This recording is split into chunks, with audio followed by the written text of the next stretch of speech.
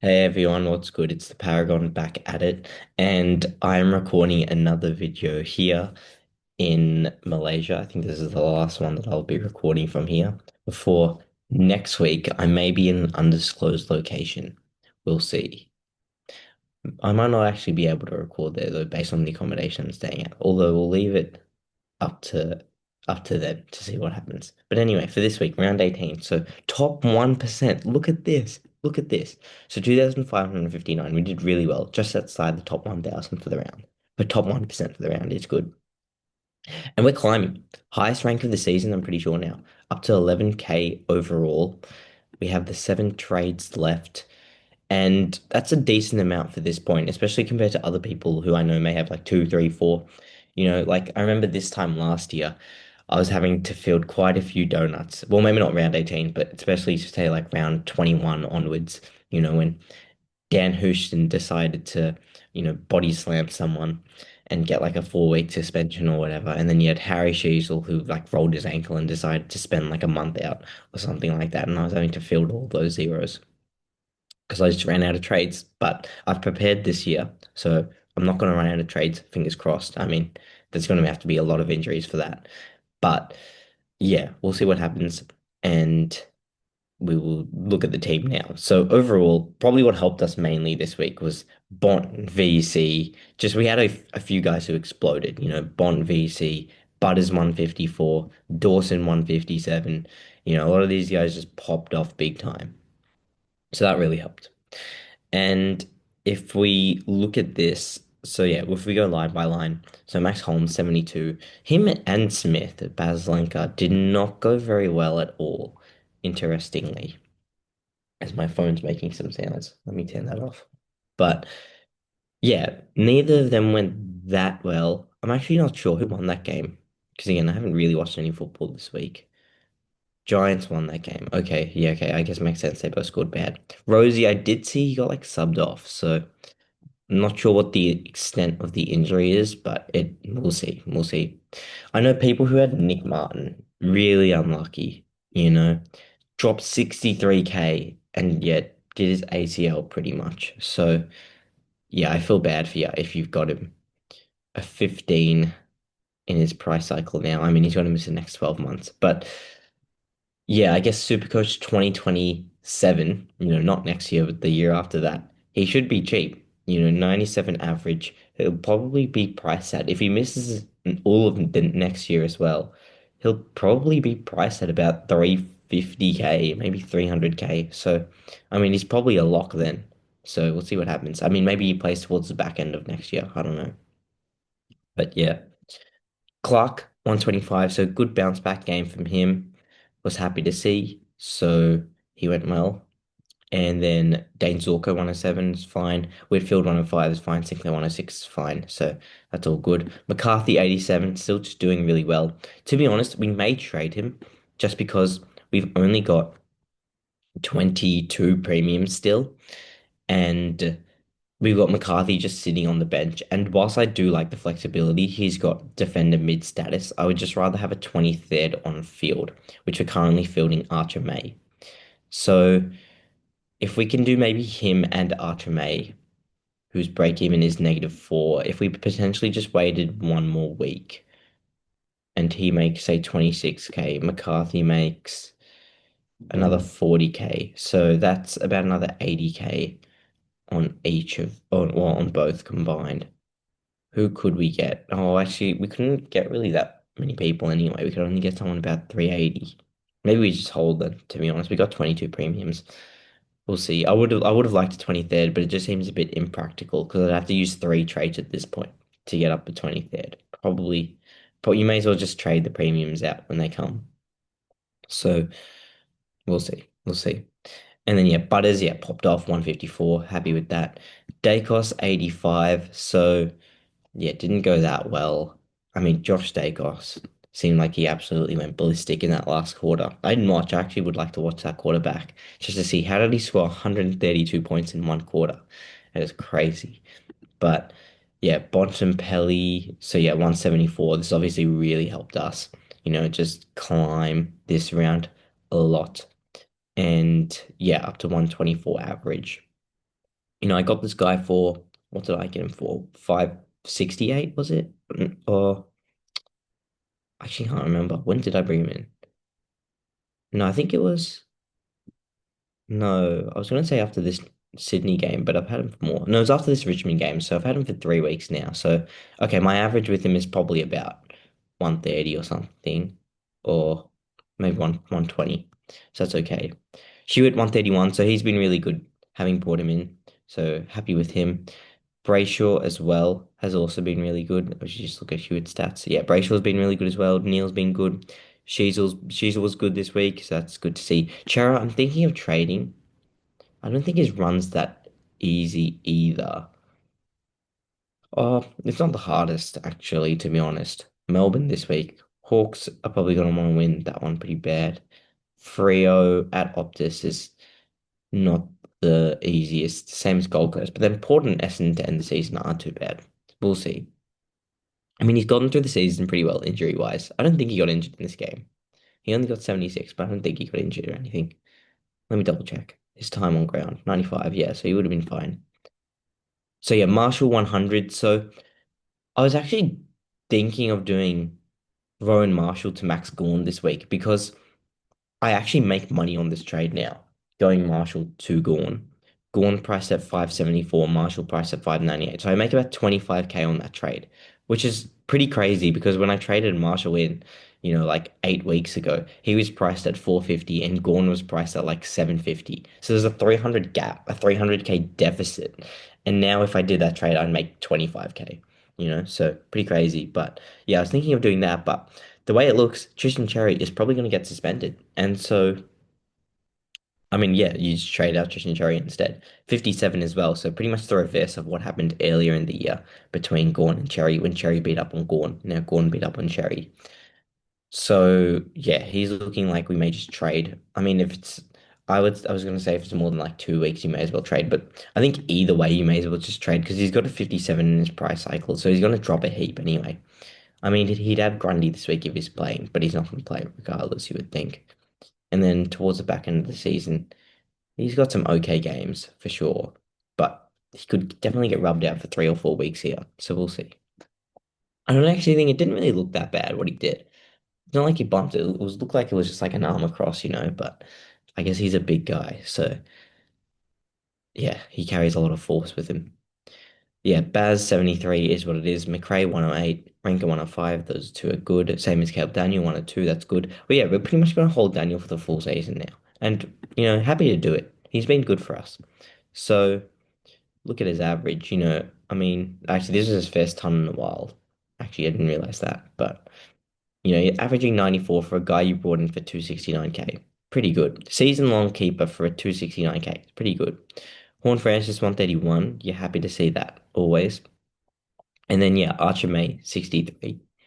So -4 break even should hopefully make a bit of cash, although cash at this point in the season doesn't really matter too much. And Dawson 157. So this was nice to see as well.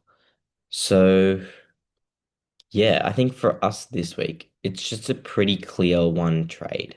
So it's just gonna be well, actually before we do this, let me just look at in my team.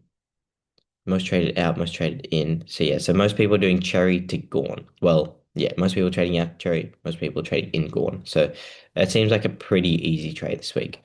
Yeah, so Rosie got subbed out. I'd like to see what his actual injury is, what his timeline is, or if it was just precautionary. I'm not actually sure, really.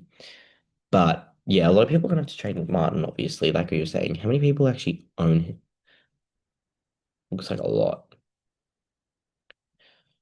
16%. Oh, okay. Less than I thought. Less than I thought. So yes. And then we will just go, yeah, we'll go Cherry to Gorn. And yeah, this is pretty much just holding price now, Cherry to Gorn. They're pretty much priced the same, conveniently enough. So that's nice. And yes, so okay, so we'll just do that one. That one trade. I think that's the only one we'll do this week. And we just hold fire there otherwise. Yeah, maybe next week we do something else, but I don't really know who to luxury upgrade. I mean, like, sure, like some of these guys aren't top 6 or aren't top 8, but they're not too bad either. Like if we look at the lines, if we go line by line, defender based on average. So yeah, Nazai Wang Malira has been killing it. Highest averaging player of the year is crazy. Tyler Young, wow, third highest averaging defender, and you could get him for 235. That's pretty crazy. Wow, that's wild. But I guess he's only played the one game, so makes sense. And then we have all our five guys or six guys here.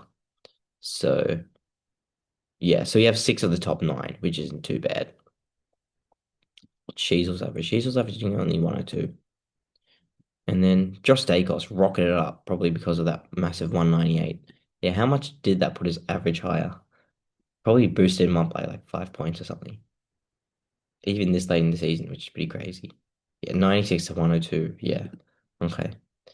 And then let's see. Midfielders, how is ours looking by average? Bond, Butters, Brayshaw. So we got the top three highest, but yeah, no Klug, no Anderson, no Libba. Yeah, we had a really good opportunity to get Anderson at one point for like 530, 540K, and we just didn't, which we should have. Hewitt Smith, Dawson, Dacos, all these guys are sprinkled in. Holmes, Sinclair McRae, Rosie, Neil. Yeah, Neil has not been that good this year for what we know he can do. But I mean, he always, yeah, he does coast during the home and away season, but hopefully he can turn it up towards the back end like he did last year. And yeah, okay. So we got a decent number of those guys there. Rux, it's just, yeah, Gaunt, Cherry. Where's Marshall in this? Marshall's only number 10. That's crazy. Lloyd Meek's actually been going really well. Lloyd Meek was a good trade in a few weeks ago if you wanted to bank cash. I would have said. I think he was what, 450 or something? What was he? 430 he went down to. That would have been a really good trade to bank cash. I was thinking about it, but I was like, I had Marshall and I had Cherry. So I was like, who, like, the guy I would have traded out would have been Marshall. And back then, in round 11, what was Marshall priced at? Round 11, 540. So I could have made 100K, but I was like, it's probably not worth it, really. But I'm happy I kept Marshall. He's been going really well as well. So, I mean, I guess Tristan Cherry trading him out would have potentially been the move at round 11. Let me see. What was he doing back in round 11? 126, 153. I mean, since about round 14, it's been a bit leaner. So you could have. But yeah. Anyway, not too bad. So those are those ones. And then we go to the forward line. Yeah, Luke Jackson's been killing it. But of course, just the main concern, obviously, with Sean Darcy and the Rock, how that goes and everything. And then I saw someone drop to see how much Nick Man's been dropping in price because I remember he was at like 600K. He's dropped a lot. Yeah, he was at 600, 14, 26, 40, 63. Yeah. So he's dropped like 130K in a few weeks, 140K. And Kazaya Pickett being number seven in the forward line is actually crazy to me. I just saw this. How is he number seven as a small forward? That's pretty wild. I mean, he's had a few big games for sure. Yeah, okay. Props to him. Matt Kennedy, 23. Did he get injured in this one? Must have. No, he didn't even. Wow. Okay, just a terrible game for him. Sam Darcy, what did he do? 79, 105. Okay, 105 minutes he played. Okay, that's pretty much it. Do we have any other guys here that are just really low? I don't think so. So all our forward line premiums, we got three of the top four. Rankin's still averaging 100, which is good. And then Horn Francis, Caleb Daniel, and we'd have one other guy, which shouldn't we? No, we don't because we've only got five forward line premiums. So we got five of the top 11, which is all right. It's decent enough. What's Sam Darcy priced at? 455. You could do with Sam Darcy potentially, but who knows? Anyway, that just seems like what we're going to do. Just that one trade this week. Captaincy wise, okay, so Holmes has St Kilda, could get a Marcus Windhager tag. Rosie Hawthorn. I mean, he what? He went 150 against Hawthorn earlier in the year, didn't he? 137. Okay. Clark. is at 125 for last week, and Collingwood's are probably not. Zorko has Bulldogs, probably not. Whitfield against Essendon. You could do this one actually. Why are Essendon on Thursday night as well? It's crazy to me. But yeah, 100. But I mean, yeah, Essendon are looking weak right now, so you could do that. This internet's kind of slow as well, I must say. And then Sinclair, yeah, 106. Probably not long. Butters, I mean, he went 150 against Hawthorn as well, I'm pretty sure, earlier in the year. Let's check this. On D5 as well. Okay. Some of these are taking too long to click on, so let's just keep speeding through. Dacos against Frio. You could do that. You could do that. Bontempelli, with the form he's in, you would think you just default to Bontempelli. Hewitt against Melbourne. That's also not too bad a matchup. Brayshaw against Collingwood, probably not. Neil against Neil has Bulldogs, probably not. And then Sheasel against Sydney, probably not. Chera against Melbourne, probably not. Marshall against Geelong, not too bad a matchup, but probably not. Gawn against Carlton, I could actually see a Max Gawn VC potentially here, or C. But he just hasn't been in the best of form. But he has played some hard matchups. Smith against St Kilda, probably not. McRae against Geelong, probably not. Rankin, although McRae did go well against Geelong earlier in the year, didn't he? I believe. Yeah, 160. So you could do McRae, but I'm just probably not prepared to. And then we've got Rankin, which you could do as well. Not sure who he's got, and this thing takes forever to load. Oh, oh. The internet out here is slow, let me tell you something. You know, it is very slow.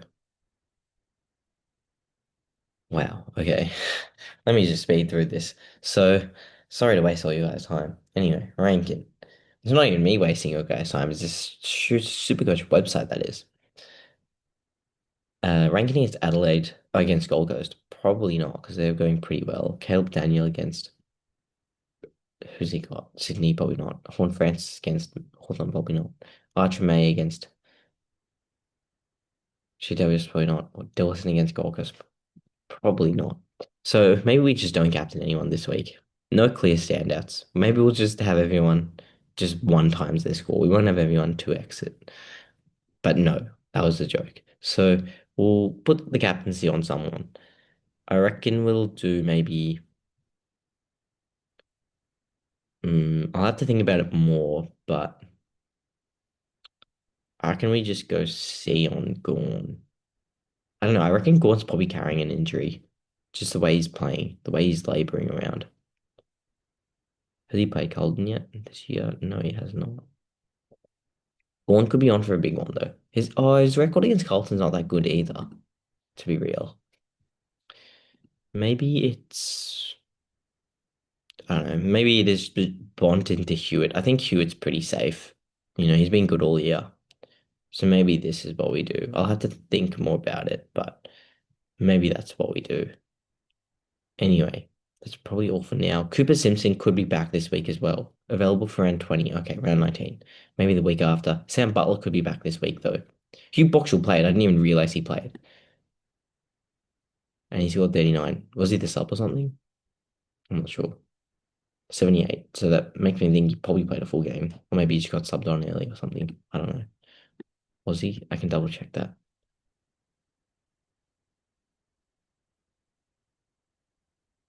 Uh, uh, Organized by Tog. Oh, no, it's probably Butler and Clark. You would think. Maybe it was Boxall. I don't know. Anyway, it doesn't really matter. So, yeah, that's pretty much all I've got for this video. Thank you guys all so much for watching, and I will see you in the next one.